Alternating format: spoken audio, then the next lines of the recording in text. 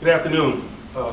This week starts a tremendous undertaking for us in assessing and evaluating all elements of our 2015 journey. We do it on a lot of fronts, staff evaluations, player evaluations, schematic evaluations. We look at every aspect of our program over the course of a 12-month calendar that we just finished, whether it's off-season strength training and conditioning, equipment, use of technology, etc. The longer I'm on the job, the more respect I have for what we're just beginning to do, and the more clear I see it in that it's a tremendous part of what we do to evaluate what we've done, its effectiveness, its usefulness, and really to kind of sow the seeds and lay a foundation for 2016 in the midst of that. So, we have the emotions that we have coming off of our last performance, but at the same time, I pause just about at every portion of my day, at every point in this thing, because I realize some of the things that we're doing right now are extremely critical as we push forward toward 2016. And that process has already begun. Kevin Colbert, myself are making plans regarding our travel and Senior Bowl and draft eligibles and free agency and so forth. It's a lot of lines in the water this time of year. Not a lot of time to feel sorry for yourself, but such is life in our business. I'm excited about that and got a great deal of respect for that and increasing, growing respect for that the longer I'm on the job. But it's also an opportunity for me to be reflective and thankful for a lot of things. Our players, they're not a perfect group. None of us are perfect. But we got a good group of men. They're good men first who happen to be able to play football. And I thought they just displayed that in so many ways over the course of the journey. The journey that is a season of stress you in a lot of ways, individually and collectively. And I just thought, just about at every turn, I was proud of the manner in which our guys dealt with whatever adversity we faced or we created. We acknowledge some of the adversity that you face, you create during the course of a football journey, but really enjoyed our men, their professionalism, their selflessness, their willingness and their ability to put what we were doing ahead of and in front of maybe what they wanted to do. And you don't take that for granted. Obviously, the tremendous support that we get from our ownership, Mr. Rooney, Art Rooney, and others, it's as good as you hear. It doesn't get any better than that. Kevin Colbert, the scout department, front office folks, this journey was a stressful one for a lot of us.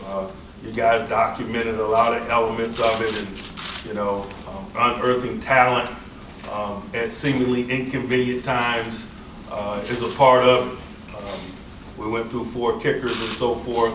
The 4th one wasn't bad, you got to tip your cap to the guys that support us in terms of the acquisition of talent and the continued evaluation of talent. Big part of what we're able to do and a big part of what we do.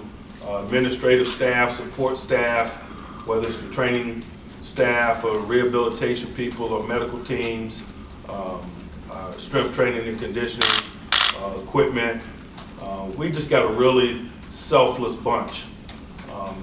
And I think that it gives us a winning edge. I think you got to search for as many ways as you can to find a winning edge in the midst of what is a very competitive business, and to have people that are willing and capable of putting their hands in the pile and doing whatever they can do to help us makes it an easier journey for us, and we have those type of people here at the Steelers.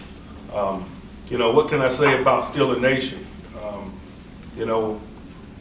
There are moments where you sit back and you think about elements of the journey, some of them, seemingly significant, some of them maybe only significant to you. But but there were a lot of elements of this journey when you think about the support that we have from our unique fan base and the level of appreciation that we have for it. Man, it was on display in so many instances. Who could forget that San Diego trip? You know, that seems like years ago as I sit here today. But it will probably be one of the things that I remember most about this past season, the type of support that we had from Steeler Nation in San Diego was amazing. And boy, didn't we need it. You know, we go to lift of the field there at the end with Michael Vick, who was our third or fourth quarterback at that point. And to do it in that environment, man, the presence of Steeler Nation in that environment had a lot to do with some of the things that we were able to do, not only that night, I cite that night as an example, but just largely, you know, we don't take it for granted. We appreciate it. It inspires us. Now we turn to things on the horizon. Like I mentioned, just beginning the process of acknowledging some of the things that we desire to do in free agency and or the draft. Nothing's going to change in terms of how we go about our business. We recognize things that we think are needs for us in 16, and we got several ways of addressing them, whether it's through free agency and or the draft. Our intentions or our flight plan hadn't changed in that regard. We got a lot of men who are on the market. You know, we will prioritize those guys and work to do a great job of communicating with those guys and, you know, let that business run its course. And then the draft preparation now, you know, coming alongside Kevin and the scouting department staff and the coaches and trying to come up to speed, get up to speed with the work that they've been doing since the summer, and just growing and communicating in that area in terms of the things that we value and the things that we're trying to put together. Excited about getting started with that. You know, got a few health things to talk about. You know, guys with existing health issues, I got a brief synopsis on some of those guys. I'll outline. Pouncey's doing great. You know, you guys that ask about Pouncey weekly. You know, all of the guys that have experienced surgery, whether major or minor, over the course of the season, appear to be progressing well. There's no negative news in regards to their potential availability, whenever that might be, at the start of 16. Pouncey's doing well. Le'Veon Bell is doing well. Saw Le'Veon yesterday. St. Quest Golston's doing well. Cortez Allen, Sean Sweesom, Kelvin Beacham, Mike Adams, Rosie Nix, all good positive reports. We do have some surgeries on the horizon. I'll outline some of those, the ones that we're certain of as we sit here today. Mike Mitchell got to get his left shoulder cleaned up. He'll do so first of next week. Looking at probably 4 months there. Barry as well, his right shoulder. He's getting that done on Friday. He's looking at 4 months there. Ryan Shazier and Matt Spaeth are both getting their knee scoped. We talked about weeks potentially there. DeCastro and Gilbert both getting their ankles scoped. Again, we're talking about weeks there. We've got a few mangled fingers and so forth that need to be fixed. Terrence Garvin and a few others. I'm not going to get into that detail. But those are the guys with the surgeries that are scheduled as we sit here today. There are still more MRIs and medical evaluations that need to be done. Maybe that list grows, but that's a pretty comprehensive list. We've kind of gotten into that. But more importantly than anything else, you know, as I sit here today, it's really time to kind of start anew. And our experiences of 15 are our experiences of 15. We all learn from it. We all hopefully grow from it. But by no means does it carry over into the next year. Carryovers in the men in terms of the experience and the understanding that they bring to the journey. But I'm excited about starting the next one anew, and part of that process is doing a really good job of evaluating what just happened to us and That's what we're starting to do now. Hopefully I can address any questions that you might have regarding any of those things. Questions? Mike, you made it around farther than you did last year. Do you feel you guys are closer, that core group that you know is going to be back next year? Do you feel like to getting to that level? Again, like I just said, our experiences in 15 are just that, our experiences in 15. I'm not seeking comfort in terms of what happened to us this year relative to next year. We got to lay a good foundation to chase our hopes and dreams for 16, and I don't go in it with any preconceived notions based on what transpired with us this year. Mike, Antonio ended the season in concussion protocol. Does he still have to check back in and pass that now that the season's over? How does that work? I'm sure he does, but I'm sure that, you know, the sand in the hourglass is less of an issue. D'Angelo Williams, he doesn't need surgery? He does not. He does not. Mike, you mentioned Cortez Allen. Are you confident that he can still be an impact player? And if so, what leads you to believe that? I'm not. We'll see. Is he in the plans for next season? Again, we're just at the very beginning stages of assessing what transpired with us, not only him, but all of us, and what we need to do in terms of mapping out a plan moving forward. And we hadn't done that yet. We're at the very infancy of that. I can't get into plans. It wouldn't be appropriate or probably right at this point. Feels like a big offseason for Jarvis Jones. What did you think of his year? You know, I thought he took some steps. It is a big offseason for him. It's a big offseason for all of us. I mean, you know, I was just thinking about the guys as it's probably a big offseason for when you said that, and it's all of them. You know, that's the nature of this business that we're in, and those are some of the things I'm trying to relay to these guys as they exit. About the moment you exhale, that's when you're out of this thing. It's a big offseason for him. It's a big offseason for all of them. Mike, when you talk about your experiences in 2015, did you see your defense make the stride you would hope they would make, especially in the 2 playoff games? You know, I thought we were continually a group on the rise, and that's what you hope for. You know, I expect those guys to play great defense. They've got talent.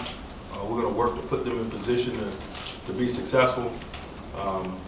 You know, not successful enough to reach our hopes and dreams, obviously, at 15, but laid a good foundation, hopefully, as we move forward and start this process anew, that we're better because of the collective experiences that we shared in 15.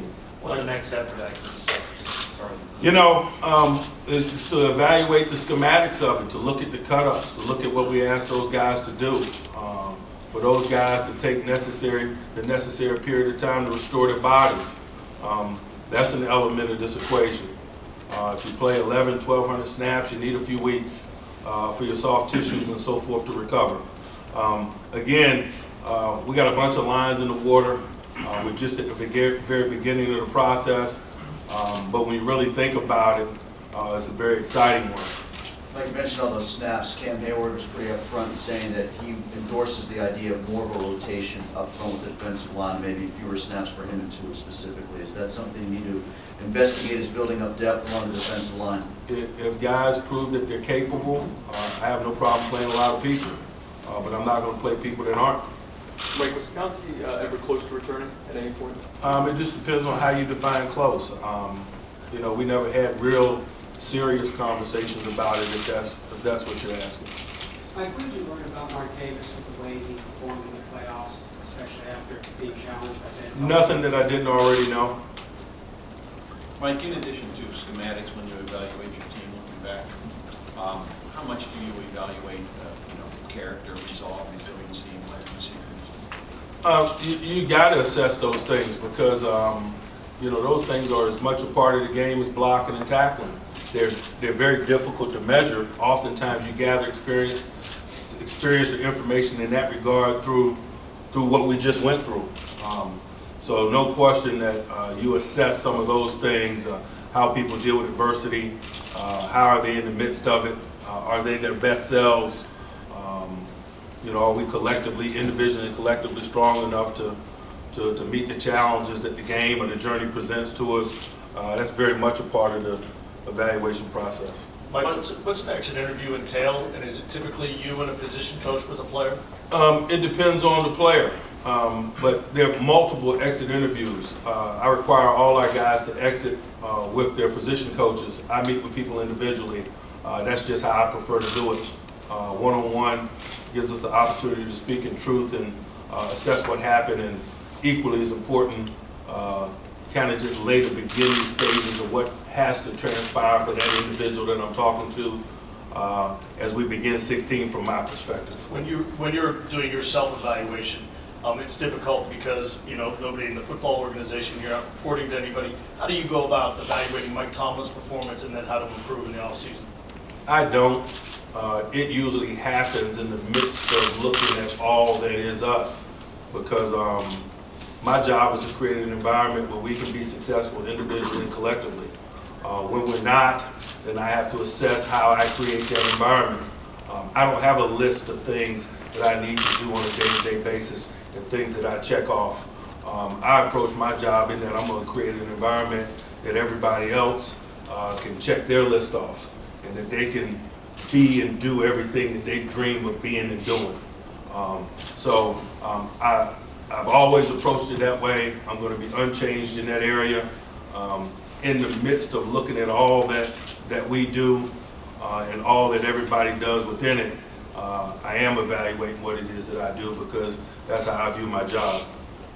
Mike, with everything that went on, and granted you didn't go as far as you wanted to, how do you feel about the season you just had? Not you, your team. I'm disappointed, and that's just an honest answer. I think we all are. We appreciate the support that we get from others, the acknowledgement of the fight and all of that, but we go into the journey with that understanding that it's going to be difficult, that it's going to be a fight, that a fight is going to be required. We appreciate the support, but at the same time, when we said to be world champion was our goal, we meant it. And it's not us this year, so there's disappointment associated with that.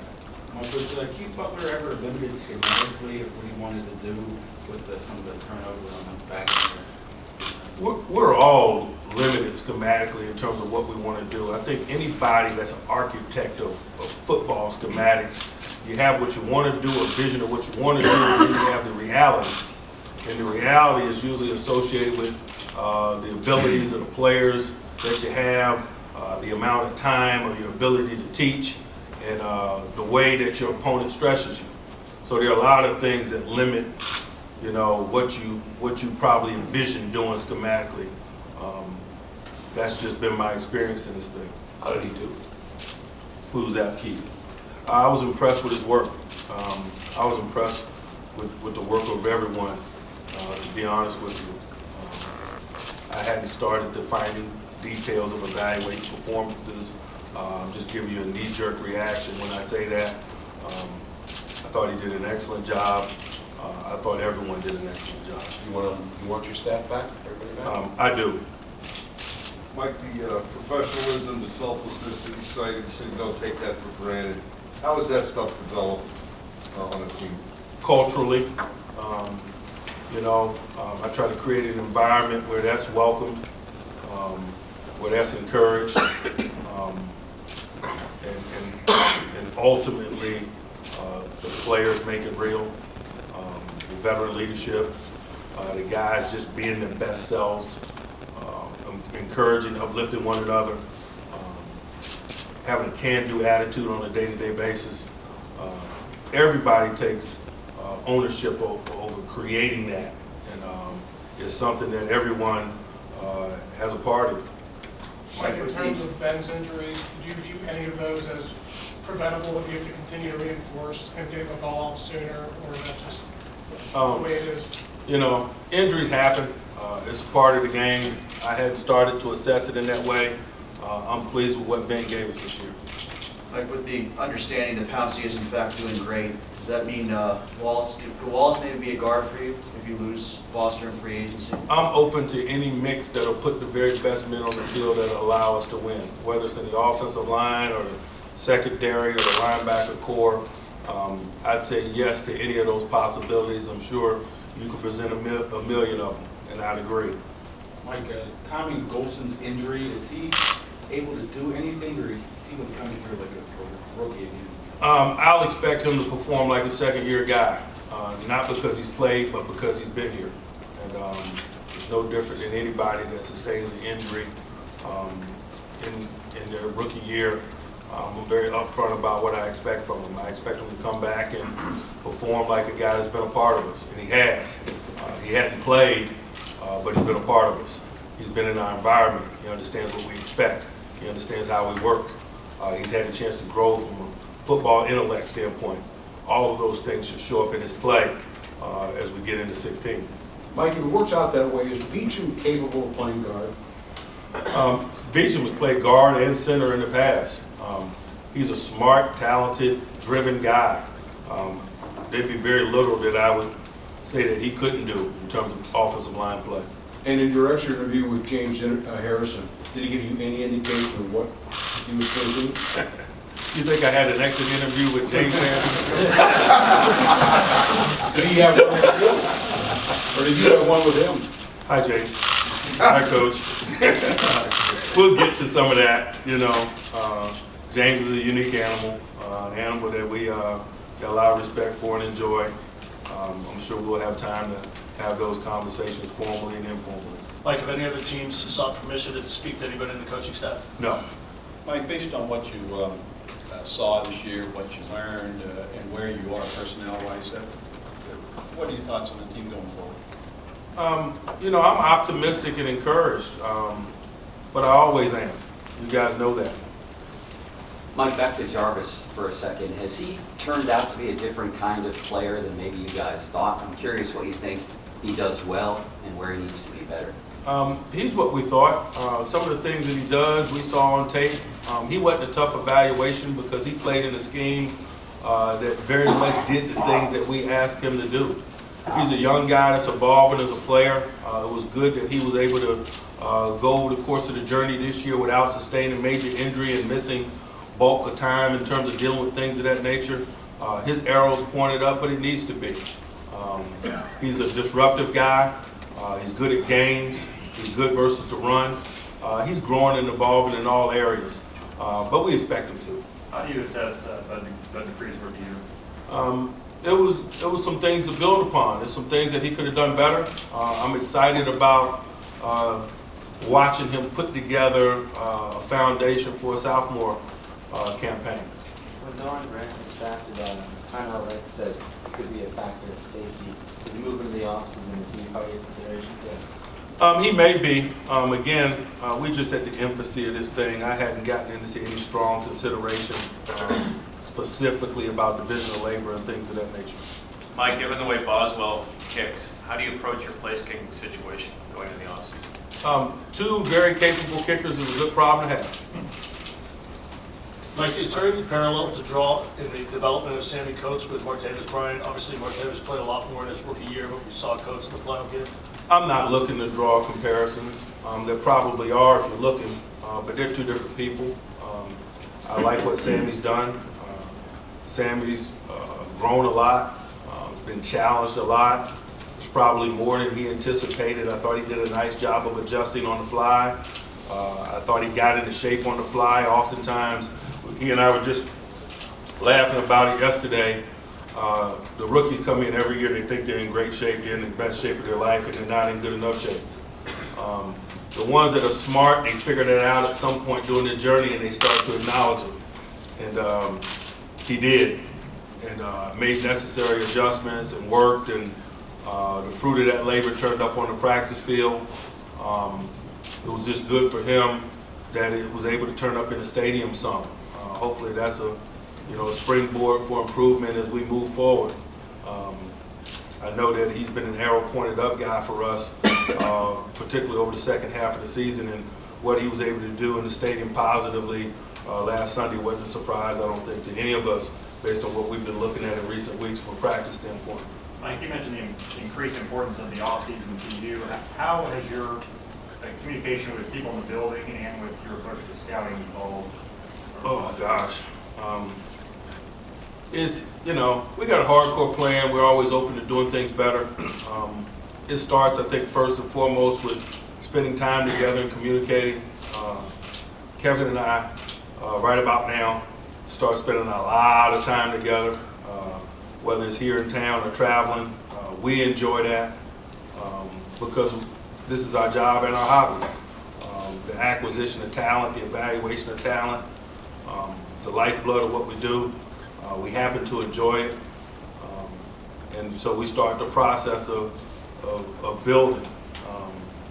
But it's ever changing because we're always trying to figure out how to do it better, more efficiently, cleaner, more predictably, you know. So this year will be no different, I'm sure. Couple more for Coach. At the beginning of the season, Tomlin moved down the depth chart to second string, and he was not above the neck. How do you assess his change, if any, in the past year? You know, I thought he's done a good job, particularly as a core special teamer. He's still evolving as a defender. He's still working to prove himself in that area. I like his work. I don't think it's from a lack of effort. It just hadn't come together for him yet. We'll continue to work with him. In the meanwhile, we'll continue to appreciate the contributions that he provides us as a core member of our special teams unit. Mike, Bruce Gradkowski was around the team all year in the meetings. Is he a guy you'd like to have back? He's a free agent. I had an excellent meeting with him. I like Bruce. I think more than anything, it's about him getting a level of health and functionality before we have any of those conversations. We will at the appropriate time. Did Landry do enough for you to feel comfortable moving ahead with him as Ben's backup? Depends on what comfortable is, you know. Will you identify him as such? Is he the backup moving forward? Depends. Depends on what my options are. Mike, Antoine Randall came out, talked about some of the health issues he's having. What conversations do you have with your team about the dangers of the sport or the challenges of the sport? I don't know what you're referring to, so it'd be difficult for me to comment on. You know, we do what's appropriate and then some regarding what our guys need to do to care for themselves, formally and informally. Two more for Coach. He said that he wished that he had played baseball instead of football, and then he has to walk down the steps sideways due to injuries sustained. What do you think? I know you only have one year, but what do you think when you hear that? I'm not going to comment on something that I'm unaware of, that I'm getting reports of from you. Coach, I'm doing Peyton Manning for the playoffs. What makes it to a great pre-snap? You know, what example do you have that's so difficult? You know, I'm sure they're better equipped to answer that than I am. You know, he's extremely smart. He's very experienced. All of those things come together, and they give him the latitude to utilize that knowledge and experience. And it's a formidable challenge. Give an example from just the blitzes he was seeing late in that game in Denver. Not just that game, probably every game he's played in the last 15 years. Final one for Coach. Mike, when you think about Ryan's year, I mean, when he was on the field, he was spectacular. His Ryan- teammate, Shazier, his teammates most have said, we talked to him about preserving his body. I mean, what kind of do you look at his 2 years as sort of just fluky stuff, or is there any real concern going forward about him and his ability to stay healthy for 16 games? I don't have any concern about the overall trajectory of Ryan's career. He's a talented young guy. When available, he works hard. He's gotten better. I expect that to continue. All right. Thank you, guys. Thanks, Coach.